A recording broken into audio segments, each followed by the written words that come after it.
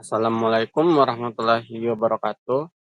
Perkenalkan saya Yofel Saputra dari Prodi Kewirausahaan Universitas Perdana Bukit Tinggi dengan NIM 2494202008 akan mempresentasikan hasil analisa dan review dari jurnal ilmiah yang berjudul The Interior Improvement Design for Entrepreneurship Education under the Virtual Reality and Artificial Intelligence Based Learning Improvement. Jurnal ini adalah jurnal Frontiers in Psychology yang ditulis oleh Wang Tingli, Xi Jingshu, Jia Li, dan Hong Kai-Wang yang dipublikasikan tanggal 9 November 2022.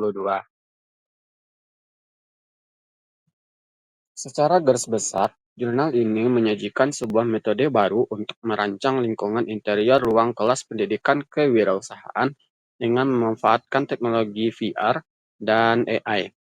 Penulis berargumen bahwa lingkungan belajar tradisional tidak lagi memadai untuk menumbuhkan jiwa kewirausahaan yang inovatif dan praktisi.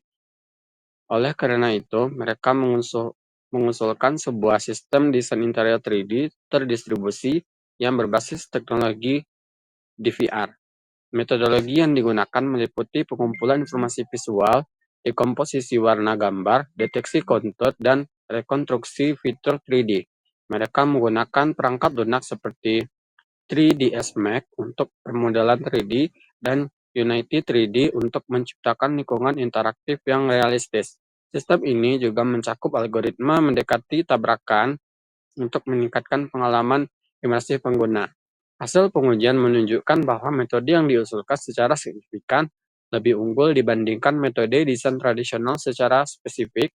Metode ini mengurangi Normalized Root Mean Square Error atau RMSE dan saturasi informasi, serta mempersingkat waktu proses hingga 1/6 dari metode asli.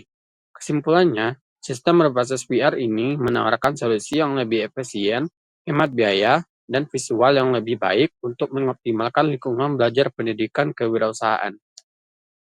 Tujuan dari analisis ini adalah mengkaji efektivitas visualisasi grafis dan teknis dalam jurnal, menilai kontribusi grafik terhadap validasi data dan klaim ilmiah, menentukan kelebihan dan kekurangan visualisasi data yang ditampilkan. Di dalam jurnal ini terdapat 10 figur yang antara lain sebagai berikut. Yang pertama, figur 1 sampai 2 merupakan jenis diagram teknis, tujuannya adalah untuk menjelaskan proses teknis, modeling, dan rendering. Diagram ini sangat jelas, logis, dan membantu pembaca memahami proses teknis yang kompleks. Yang kedua adalah figur 3 sampai 5 adalah diagram sistem yang menjelaskan arsitektur dan alur sistem. Yang ketiga yaitu figur 6 sampai 7 adalah screenshot menampilkan pengguna perangkat lunak. Selanjutnya adalah figur 8 merupakan jenis gambar render 3D yang mempunyai tujuan menunjukkan hasil desain awal dan akhir. Selanjutnya adalah figur 9 merupakan jenis grafik garis dengan tujuan membandingkan performa algoritma deteksi tabrakan. Yang terakhir yaitu figur 10 dengan jenis gambar grafik batang. Tujuannya adalah untuk perbandingan metode baru versus metode tradisional. Selanjutnya adalah visualisasi prosedural. Ini merupakan jenis diagram alir teknis dan arsitektur sistem. Fungsinya adalah untuk menjelaskan skema kerja, alur, dan struktur sistem. Review yang didapatkan adalah informatif dan logis, minim label, skala, atau anotasi detail. Efeknya adalah membantu membaca memahami proses teknis. Berikut contoh diagram alir yang ada di dalam jurnal tersebut. Seperti yang terlihat pada gambar, figur 4, 5, 6, dan 7, figur 3, 4, dan 5 merupakan diagram alir yang menggambarkan arsitektur sistem deteksi tabrakan, arsitektur sistem secara keseluruhan, dan proses pengembangan. Diagram-diagram ini memberikan gambaran tingkat tinggi yang baik tentang struktur sistem. Berikutnya adalah diagram berikutnya adalah figur 6 dan 7, merupakan screenshot perangkat lunak yang menampilkan antarmuka dan hasil pemodelan dinding serta perakitan komponen dalam perangkat lunak. Gambar ini secara efektif menunjukkan kapabilitas praktis dari sistem yang dibangun. Selanjutnya adalah render interior 3D. Seperti yang dilihat pada gambar, A dan B merupakan gambar 8A dan 8B. Ini merupakan adalah salah satu visual paling kuat. Gambar 8A menunjukkan rendering awal, sementara 8B menunjukkan hasil akhir setelah fusi informasi warna. Perbedaannya sangat jelas dan secara meyakinkan mendemonstrasikan peningkatan kualitas visual. Review yang didapat adalah realitas dan detail, yaitu menggunakan PBR rendering. Yang kedua, menunjukkan perbedaan signifikan antara versi awal dan akhir. Yang ketiga, belum dilengkapi dengan label atau keterangan grafik warna cahaya. Selanjutnya, gambar di samping adalah gambar figura 9. Gambar ini membandingkan waktu eksekusi antara algoritma deteksi tabrakan yang diusulkan dengan algoritma standar.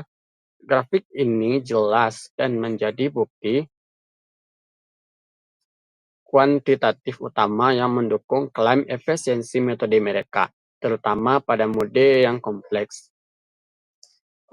Temuannya adalah waktu eksekusi algoritma lebih cepat pada model kompleks. Dengan review yang didapat, grafik langsung dan mudah dimengerti. Yang kedua, kurang jelas dalam penandaan sumbu dan skala. Tidak ada satuan waktu. Yang terakhir adalah gambar figur 10. Grafik ini adalah puncak dari presentasi hasil. Grafik ini membandingkan metode yang diusulkan dengan metode desain manual tradisional.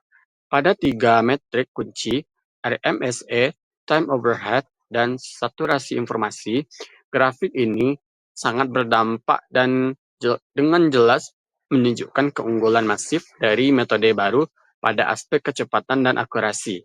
Dengan hasil yang didapat adalah metode baru jauh lebih unggul di semua metrik.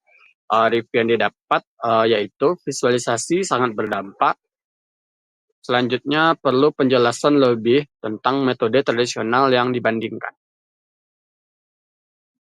Dari 10 figur tersebut, disimpulkan terdapat 3 kelebihan dari visualisasinya. Yang pertama adalah visualisasi 3D dan grafik mendukung temuan eksperimen.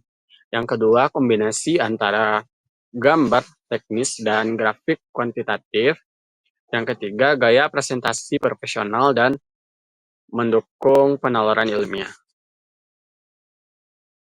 Juga terdapat 3 kekurangan dari visualisasi ini. Yang pertama, beberapa grafik tidak mencantumkan satuan label atau skala dengan jelas. Yang kedua, gambar-gambar bersifat simulasi teknis, bukan berbasis data statistik kuantitatif lanjutan. Yang ketiga, resolusi PDF tidak optimal untuk analisis gambar mendalam. Dari semua itu didapat kesimpulan bahwa grafik dan visualisasi sangat efektif dalam mendukung argumentasi jurnal. Kelemahan minor seperti anotasi dan definisi metode dapat diperbaiki secara keseluruhan.